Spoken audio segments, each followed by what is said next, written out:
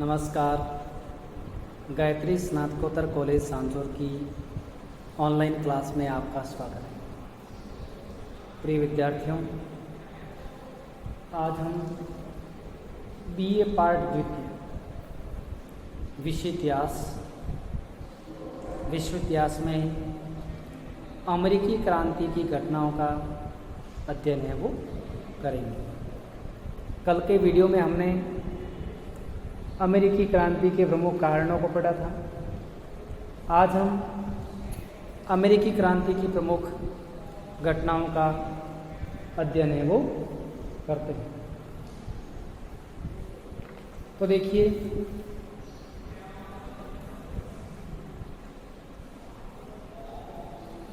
नए कानून, औपनिवेशिक दमनकारी नीति, सप्तवर्षीय युद्ध आदि के कारण अमेरिका में बस गए लोग, चाहे वो इंग्लैंड के हो, अमेरिका के ही हो या अन्य देश के, वे सब ब्रिटेन के आधिपत्य व प्रभाव से मुक्त होना चाहते थे।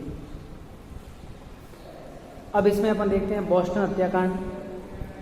तो बोस्टन में ब्रिटिश सैनिकों की उपस्थिति ने उपद्रवकारियों को और भी अधिक उत्तेजित कर दिया। बोस्टन एक अमेरिका का शहर है और वहाँ पर ब्रिटिश सैनिकों की उपस्थिति ने उपद्रवकारियों को और भी अधिक उत्तेजित कर दिया। जून 1767 ईस्वी में ब्रिटिश संसद ने एक और कठोर कदम उठाया और उसने न्यूयॉर्क की विधानसभा को इसलिए निलंबित कर दिया कि अंग्रेज सैनिकों की आवास की संतोषजनक व्यवस्था नहीं कर पाई थी और यह कदम उपनिवेशियों की स्वाधीनता के मूल तत्वों पर कुठाराघात था। दोनों पक्षों के मध्य असंतोष बढ़ता गया और अंत में 5 मार्च 1770 ईस्वी के दिन बोस्टन नगर में 7 अंग्रेज सैनिकों और नगरवासियों के बीच झगड़ा हो गया।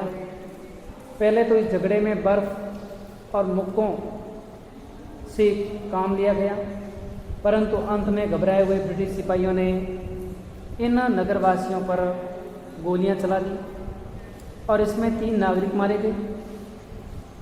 उपनिवेशों के उपद्रवकारियों को इंग्लैंड के विरुद्ध भड़काने वाले आंदोलन में इससे बहुमूल्य सहयोग मिला और एक अमेरिकी इतिहासकार ने लिखा था कि इस घटना को बोस्टन हत्याकांड की संज्ञा देकर इसे नाटकीय ढंग से ब्रिटिश हृदयहीनता और नृशंसता के रूप में प्रमाणित करने का एक कोशिश की थी और यह घटना बोस्टन हत्याकांड के नाम से जानी जाती है। अर्थात 1770 को बोस्टन नगर के निवासी व अंग्रेज सैनिकों के बीच जो झगड़ा हुआ था, उस झगड़े को एक बड़ा तोल देते हुए, एक बड़ा राजनीतिक रूप देते हुए आगे बढ़ाया गया और उसमें गुस्साए ब्रिटिश सिपाहियों ने नागरिकों पर गोली चला दी। इससे वहाँ के लोगों में ब्रिटेन के प्रति और भी नफरत का भाव पैदा हो गया था। अब है बोस्टन हत्याकांड।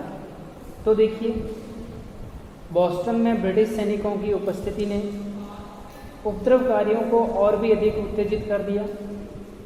जून 1767 ईस्वी में ब्रिटिश संसद ने एक और कठोर कदम उठाया। उसने न्यूयॉर्क की विधानसभा को इसलिए निलंबित कर दिया कि अंग्रेज सैनिकों के आवास की संतोषजनक व्यवस्था है वो नहीं कर पाए और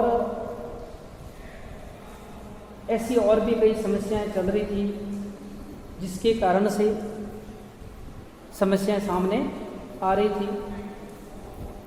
अब देखिए, बोस्टन टी पार्टी है, इसमें टाउनशेड शुल्कों को हटा लिए जाने के बाद उपनिवेशियों में आंतरिक मतभेद पैदा हो गया।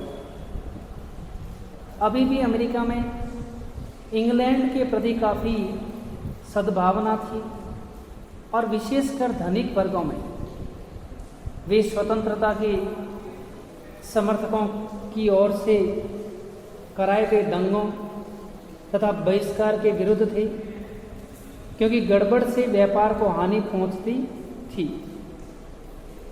साधारण अमेरिकी को भी इंग्लैंड से पूर्ण स्वाधीन हो जाने की अधिक इच्छा न थी।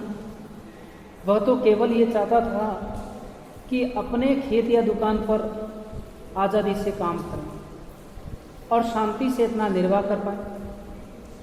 परंतु देशभक्तों और अतिवादियों का एक छोटा सा वर्ग विवाद को जीवित रखने के पक्ष में था, और जो येन केन पकारेन ब्रिटेन के आधिपत्य को समाप्त करना और अमेरिका में स्वतंत्रता की घोषणा करवाना चाहता था। और उनका कहना था कि जब तक चाय पर कर रहेगा, उपनिवेशियों पर इंग्लैंड की संसद के अधिकार का सिद्धांत है वो बना रहेगा, और इसी आड़ में भविष्य में कभी भी इस सिद्धांत का पूर्ण प्रयोग है वो किया जा सकेगा। अतः उपनिवेशों की स्वतंत्रता के लिए घातक सिद्धांत का डटकर विरोध किया जाना चाहिए। अर्थात इस तरह वो वहाँ की जनता को चाय कर के बारे में भड़का रहे थे। और इसी दौरान इनका संयोग था कि उग्रवादियों को सैमुअल एडम्स जैसा आदर्श नेता मिल गया। किसके जैसा? सैमुअल एडम्स जैसा। और उसमें साहस और कुशल बुद्धि भी थी। उसकी वाक्यशैली सुस्पष्ट और निष्कपट थी। उसको एक सबल राजनीतिक दल का समर्थन भी प्राप्त था, और उसका मुख्य ध्येय अमेरिकी लोगों को अपने महत्व का आभास कराना और उन्हें आंदोलन के लिए जागृत करना था। इसके लिए उसने लेखों तथा भाषणों का सहारा लिया और पत्र व्यवहार समितियों की स्थापना की। और ऐसे ही समय में इंग्लैंड की सरकार की एक भारी भूल ने असंतोष की ज्वाला को प्रज्वलित है वो कर दिया। अब ये भूल क्या थी देखिए। उस समय इंग्लैंड की शक्तिशाली ईस्ट इंडिया कंपनी की आर्थिक दशा इस समय संकटापन्न हो गई थी। कंपनी को इंग्लैंड की आवश्यकता अनुसार चाय की पूर्ति का एकाधिकार था, परंतु इस समय इंग्लैंड के गोदामों में चाय भरी थी और इंग्लैंड में उसका कोई ग्राहक भी नहीं था। यदि कंपनी को अमेरिका में चाय निर्यात का एकाधिकार मिल जाए तो यह कंपनी अपने दिवालियेपन से बच सकती थी। अर्थात कंपनी को चाय पर क्या चाहिए? एकाधिकार। वैसे भी अमेरिका में 1770 ईस्वी के बाद से ही चाय का अवैधानिक व्यापार बहुत बढ़ गया था। अतः कंपनी की प्रार्थना पर 1773 ईस्वी में संसद ने चाय अधिनियम पास करके ईस्ट इंडिया कंपनी को अमेरिका में चाय निर्यात करने का एकाधिकार है वो दे दिया। कंपनी ने अपनी चाय प्रचलित दर से कम मूल्य पर अपने ही प्रतिनिधियों द्वारा बेचने का निश्चय किया, क्योंकि अमेरिका में कंपनी को, इंग्लैंड की कंपनी को चाय निर्यात का क्या दे दिया गया? एकाधिकार, क्योंकि उसमें अमेरिका इंग्लैंड का औपनिवेशिक राष्ट्र था। इसका उद्देश्य चाय के तस्कर व्यापार को लाभहीन बनाना था। आशा यह भी थी कि उपनिवेशी सस्ती चाय बड़ी मात्रा में खरीदेंगे, परंतु उपनिवेशियों को एकाधिकार से क्या थी? चिढ़। और अमेरिकी व्यापारियों को आर्थिक हानि पहुंच रही थी। अतः जब कंपनी के जहाज चाय लेकर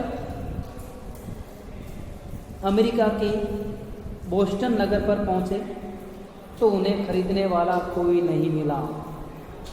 उन चाय को लेने वाला वहाँ पर कोई भी नहीं था और विवश होकर अधिकांश जहाज़ों को वापस इंग्लैंड भेजना पड़ा, परंतु बोस्टन बंदरगाह में कुछ जहाज़ों को रोक दिए गए। बोस्टन के गवर्नर के पुत्र तथा भतीजे यहाँ कंपनी के प्रतिनिधि थे और वे गवर्नर की सहायता से माल को उतारकर गोदामों में ले जाने की योजना बना रहे थे। इस पर 26 दिसंबर 1773 ईस्वी की रात को 50-60 व्यक्तियों ने आदिवासियों का वेश धारण करके जहाज़ों पर धावा बोल दिया और रातों रात चाय को समुद्र में फेंक दिया। इतिहास में इस घटना को बोस्टन टी पार्टी के नाम से जाना जाता है और ये घटना कब हुई थी? 26 दिसंबर 1773 अर्थात इसका मकसद था कि स्वदेश स्वप्रेम, अपने राष्ट्र में बनी वस्तुओं का उपयोग करना, इंग्लैंड की वस्तुओं का उपयोग न करना। और उन्होंने रातों रात बोस्टन में रुके हुए जहाज़ों में पड़ी चाय को है वो कहाँ पर फेंक दिया? समुद्र में। ये घटना बोस्टन टी पार्टी के नाम से जानी जाती है। ईस्ट इंडिया कंपनी ने संसद के एक कानून का पालन करते हुए काम किया था। उपनिवेशियों ने संसद की अवहेलना करके उसके अधिकार को चुनौती दी। कंपनी ने तो जो इंग्लैंड की संसद के द्वारा पारित किए गए कानून, जिसमें कंपनी को अमेरिका में चाय निर्यात का एकाधिकार दिया था, उसका पालन कर रही थी। जबकि उपनिवेशियों ने संसद की है वो क्या कर दी थी? अवहेलना और उनको चुनौती दे डाली थी। उस समय इंग्लैंड में जॉर्ज तृतीय जैसा शासक इस प्रकार की कार्रवाई को कभी सहन नहीं कर सकता और न ही संसद इसे सहन कर सकती थी। अतः संसद ने 5 निष्ठुर नियम पास किए और जिसका उद्देश्य अमेरिका में उग्रवाद का दमन करना था। पहले नियम के द्वारा बोस्टन बंदरगाह को उस समय तक के लिए बंद कर दिया गया जब तक चाय का हर्जाना न दे दिया जाए। इससे बोस्टन नगर का जनजीवन ही संकट में हो गया, क्योंकि इसका सीधा अर्थ था बोस्टन का आर्थिक विनाश। दूसरे नियम के अंतर्गत मैसाचुसेट्स के सभासदों, जिन्हें पहले उपनिवेशी निर्वाचित करते थे, को नियुक्त करने का अधिकार राजा को दिया गया था। गवर्नर को न्यायाधीश नामांकित करने का अधिकार दिया गया और गवर्नर की अनुमति के बिना नगर सभाओं की बैठक पर भी रोक लगा दी गई थी। और तीसरे नियम के अंतर्गत हत्या संबंधी सभी मुकदमे इंग्लैंड या अन्य उपनिवेशों में न्याय हेतु भिजवाने का प्रावधान था।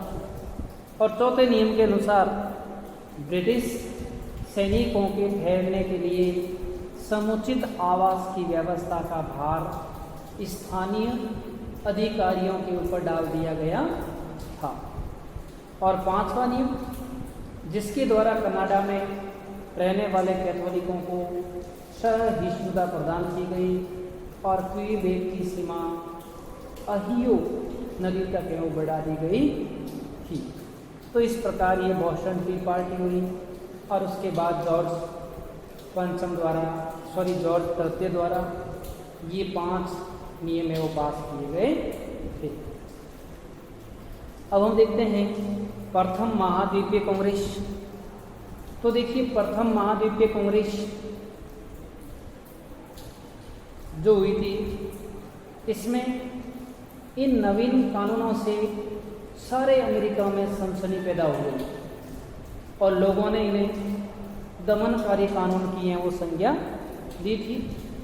इन कानूनों का उद्देश्य मैसाचुसेट्स को दबाना था, परंतु अन्य सभी उपनिवेश उसकी सहायता के लिए इकट्ठे हो गए। उन्होंने सहानुभूति प्रकट की और आवश्यक खाद्य पदार्थ भेजे जिनकी उपनिवेश में बड़ी आवश्यकता थी। वर्जीनिया के नागरिकों ने सभी उपनिवेशों के प्रतिनिधियों का फिलाडेल्फिया में सम्मेलन बुलाने का सुझाव रखा था। परिणाम स्वरूप 5 सितंबर 1774 ईस्वी को महाद्वीप की इस प्रथम कांग्रेस का अधिवेशन शुरू हुआ, जिसमें जॉर्जिया के अतिरिक्त अन्य सभी उपनिवेशों के प्रतिनिधियों ने भाग लिया था। और कांग्रेस बुलाने का मुख्य उद्देश्य था कि उपनिवेशों की वर्तमान स्थिति पर विचार करना, उनको न्यायोचित अधिकार दिलवाना, स्वतंत्रताओं की पुनः प्राप्ति और स्थापना के लिए उचित और ठीक विधियों पर विचार करना, ग्रेट ब्रिटेन तथा उपनिवेशों के साथ फिर से एकता और अच्छे संबंध स्थापित करना। इस तरह के लिए ये कांग्रेस प्रथम महाद्वीपीय कांग्रेस की मतलब शुरुआत है वो की गई थी। लेकिन इससे कोई ज़्यादा घोषणा पत्र जो भेजा गया था, इससे कोई ज़्यादा फायदा नहीं हुआ और मैसाचुसेट्स में तनाव और बढ़ गया। वहाँ के स्वयंसेवकों ने कनकॉर्ड में गोला बारूद का संग्रह किया और 19 अप्रैल 1775 ईस्वी को जनरल गेज ने इस युद्ध सामग्री की संग्रह करने पर जॉन हैनकॉक व सैमुअल एडम्स को गिरफ्तार कर लेने की आज्ञा दी। इससे लोग और भी हैं वो नाराज हो गए। फिर है भाई द्वितीय महाद्वीपीय कांग्रेस। तो देखिए, लेक्सिंगटन और कनकॉर्ड की घटनाओं ने अमेरिका की स्वतंत्रता संग्राम का बिगुल बजा दिया और ऐसी ही अनिश्चितता में 10 मई 1775 ईस्वी को फिलाडेल्फिया में द्वितीय महाद्वीपीय कांग्रेस की बैठक हुई और बोस्टन के एक धनी व्यापारी जॉन हैनकॉक ने कांग्रेस की अध्यक्षता की। टॉमस जेफरसन और बेंजामिन फ्रैंकलिन जैसे महान नेता भी उपस्थित हुए। काफ़ी वाद विवाद के बाद घोषणा पत्र तैयार किया गया, जिसमें हमारा उद्देश्य न्याय संगत है, हमारी एकता संपूर्ण है, हमारे आंतरिक साधन बहुत हैं और यदि आवश्यकता पड़ी तो विदेशी सहायता निसंदेह ली जाएगी। जो शस्त्र हमारे शत्रुओं ने हमें उठाने के लिए विवश किए हैं, उन्हें हम अपनी स्वतंत्रता की रक्षा के लिए प्रयुक्त करेंगे। हम दास होने की अपेक्षा स्वतंत्र होकर मरने में विश्वास रखते हैं। परिणाम स्वरूप बढ़ती जन आक्रोश को देखते हुए और एक आज़ादी की लहर को देखते हुए उस समय इसी बीच Samuel Adams, Patrick Henry, Thomas Paine जैसे देशभक्त युद्ध कार्य को बढ़ावा देते रहे, क्योंकि बहुत से अमेरिकी अभी भी इंग्लैंड के पक्ष में थे। अंत में कांग्रेस की दृढ़तापूर्वक इंग्लैंड से पृथक होने के पक्ष में हो गई थी और 4 जुलाई 1776 ईस्वी को स्वतंत्रता का घोषणा पत्र स्वीकार कर लिया गया। अमेरिकन स्वतंत्रता का जन्म उसी दिन से माना जाता है। घोषणा में कहा गया था कि हम इन सत्यों को स्वयं सिद्ध मानते हैं कि मनुष्य समान पैदा हुआ है, कि उनकी सृष्टा ने उनको कुछ और अविच्छिन्न अधिकार से संपन्न किया है, कि उन्हें जीवन और स्वतंत्रता और सुख की खोज का भी है वो अधिकार है। इस तरह तमाम घटनाओं, विद्रोहों, क्रांतियों के कारण उसके बाद अंत में अमेरिका है वो स्वतंत्र राष्ट्र बन गया 4 जुलाई 1776 को। धन्यवाद।